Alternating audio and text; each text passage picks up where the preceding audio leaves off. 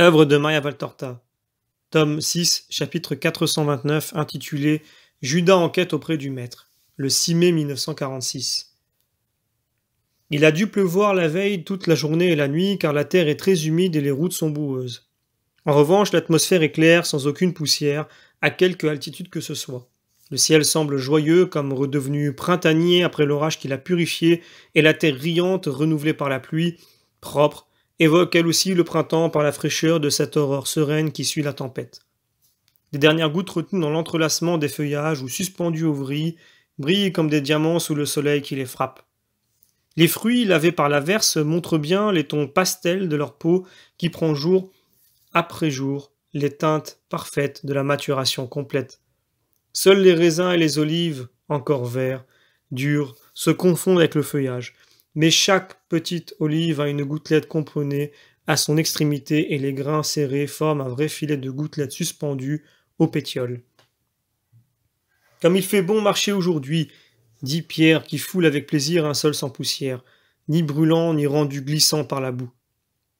On croit respirer la pureté, lui répond Jude. Et regarde cette couleur de ciel. Et ces pommes, ajoute Simon le Zélote. Ce paquet-là tout autour de la branche, dont je ne sais pas comment elle résiste à un tel point, et qui se dégage avec une touffe de feuilles de la masse de pommes, que de couleurs, les unes plus cachées, dont le vert commence seulement à jaunir, les autres déjà rosies et les deux plus exposées tout à fait rouges, du côté tourné vers le soleil.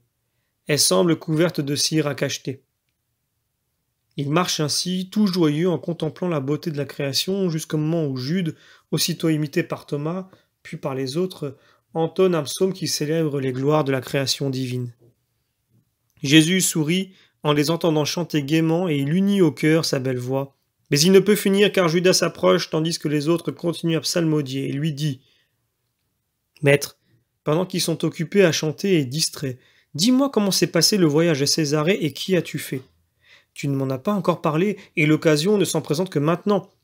Il y eut d'abord les compagnons, les disciples et les paysans qui nous ont accueillis, puis les compagnons et les disciples, puis les compagnons, et maintenant que les disciples nous ont quittés pour te précéder, je n'ai jamais pu t'interroger. Cela t'intéresse beaucoup, mais je n'ai rien fait d'autre, à Césarée, que ce que je vais faire dans le domaine de Iocanaan. J'ai parlé de la loi et du royaume des cieux. À qui ? Aux habitants, près des marchés. Ah, pas aux Romains ? Tu ne les as pas vus ? Comment est-il possible d'être à Césarée, siège du proconsul, et de ne pas rencontrer de Romains ? Je sais, mais je dis... Voilà, tu ne leur as pas parlé personnellement ? Je le répète, cela t'intéresse beaucoup. Non, maître, c'est par simple curiosité. Eh bien, j'ai parlé aux Romaines. À Claudia aussi ? Que t'a-t-elle dit ? Rien, car Claudia ne s'est pas montrée. Elle m'a même fait comprendre qu'elle ne désire pas que l'on apprenne qu'elle est en relation avec nous.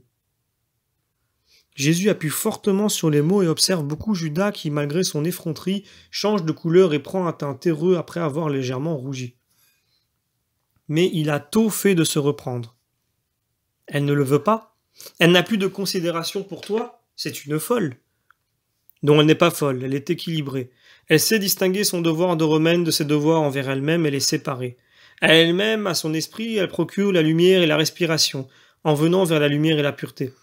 Elle recherche instinctivement la vérité et elle ne se satisfait pas des mensonges du paganisme, mais elle ne veut pas nuire à sa patrie, pas même théoriquement, comme ce pourrait l'être si elle laissait penser qu'elle soutient un possible rival de Rome. Mais tu es un roi spirituel. Vous-même qui le savez, vous n'arrivez pas à vous en convaincre. Peux-tu le nier ? Judas rougit puis pâlit. Il ne peut mentir et il répond. Non, mais c'est un excès d'amour qui, à plus forte raison, celui qui ne me connaît pas, c'est-à-dire Rome, peut craindre en moi un rival. Claudia agit avec droiture aussi bien à l'égard de Dieu qu'envers sa patrie, en m'honorant, sinon comme Dieu, du moins comme roi et maître spirituel, et en restant fidèle à sa patrie. J'admire les esprits fidèles, justes et pas obstinés, et je voudrais que mes apôtres méritent l'éloge que je fais à cette païenne. Judas ne sait que dire. Il est prêt à s'éloigner, mais la curiosité l'aiguillonne encore. C'est d'ailleurs plus que de la curiosité, le désir de savoir à quel point le maître est au courant. Et il reprend ses questions. Elles m'ont demandé ? Dis-toi, ni aucun apôtre. Dans ce cas, de quoi avez-vous parlé ? de la vie chaste de leur poète Virgile.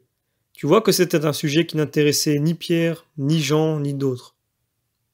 Mais à quoi ça sert? Ce sont des conversations inutiles.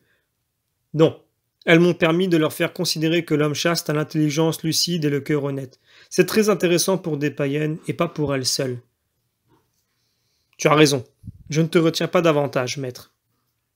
Et il part presque en courant retrouver les autres qui ont fini de chanter et attendent les deux restés en arrière. Jésus les rejoint plus lentement et dit: Prenons ce sentier boisé. Nous abrégerons la route et nous serons à l'abri du soleil qui se renforce déjà. Nous pourrons aussi nous arrêter à l'ombre et manger tranquillement entre nous. C'est ce qu'ils font avant de se diriger vers le nord-ouest, vers les terres de Yocanan certainement, car le Jésus les entend parler des paysans, de ce pharisien. Jésus dit: Vous placerez ici la vision du 16 juin 1944, Jésus, le nid tombé et le pharisien. Fin du chapitre.